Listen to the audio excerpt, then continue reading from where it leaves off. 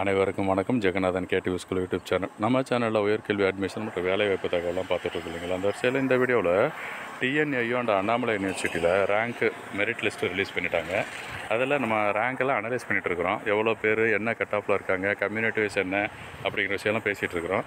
அந்த லைனில் இது பார்க்குறப்ப இந்த 7.5% இருக்கு இல்லையா கவர்மெண்ட் கோட்டா, அதை பற்றின இன்ஃபர்மேஷன் இந்த வீடியோவில் பார்ப்போம்.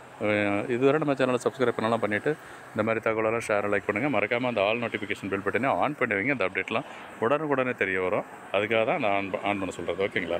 இது அஃபீஷியலாக பார்த்தீங்கன்னா இதான் வெப்சைட்டு கீழே கொடுத்துருக்கு இல்லையா, பாருங்களேன். கவர்மெண்ட் ஸ்கூல் கோட்டா டிஎன்ஐயோ அண்ட் அண்ணாமலை யூனிவர்சிட்டி, அது வந்து 2 கேட்டகரி இருக்குது. வொகேஷனல் ஸ்ட்ரீமு, அப்புறம் மேலே பார்த்தீங்கன்னா இது இருக்குது அகாடமிக் ஸ்ட்ரீமு. ஸோ 7.5% கேட்டகரிக்கு ரெண்டுமே அப்ளிகபிள் தான். ஓகேங்களா. ஸோ ஜஸ்ட்டு நீங்கள் அந்த 7.5% அகாடமிக்கு கிளிக் பண்ணால் எப்படி இருக்கும் அப்படின்றத ஜஸ்ட் ஒரு பிடிஎஃப் ஃபைல் ஓப்பன் ஆகும். அதில் எவ்வளோ பேர் என்ன இஷ்யூவில் இருக்கிறாங்க டீட்டெயில்ஸு அப்படிங்கிறத இந்த வீடியோவில் பேசுவோம் இருக்குது. ஓகேங்களா. ஸோ இது ஒரு பிடிஎஃப் ஃபைலு. இந்த பிடிஎஃப் ஃபைலில் கம்ப்ளீட் லிஸ்ட்டு கொடுத்துருக்கு. ஸோ நிறைய பேஜஸ் இருக்கும். எவ்வளோ பேருக்கு ரேங்க் லிஸ்ட்டில் வந்திருக்காங்க, அவங்களோட மார்க்ஸ் என்னன்றதை மொத்தமாக பார்த்துட்ருக்குறீங்க. நாம் வந்துட்டு இந்த ஷார்ட் அவுட் பண்ணி என்னன்றதை இப்போ அடுத்த ஸ்க்ரீனில் பார்ப்போம் இருக்குது. இந்த 7.5% அகாடமிக் ஸ்ட்ரீம் தான் இப்போ பார்த்துட்ருக்குறீங்க. இதில் ஓசி கம்யூனிட்டி, அதாவது கம்யூனிட்டி வைஸு எவ்வளோ பேர் பிரேக்கப்பில் பார்க்கலாம். ஓசி கம்யூனிட்டியில் 32 பேர் இருக்காங்க. 196 மார்க்கிலேருந்து 132 வரைக்கும் அவங்களோட ரேஞ்ச் இருக்குது. இது வந்து மெரிட் லிஸ்ட்டில் இருந்தபடி கூட சொல்லியிருக்கேன். பிசியில் 1911 பேர் இருக்காங்க. அவங்களுடைய கட் ஆஃப் வந்து 198லேருந்து 98 வரைக்கும் இருக்குது. பிசிஎம்லாம் 152, 97, 197லேருந்து 102.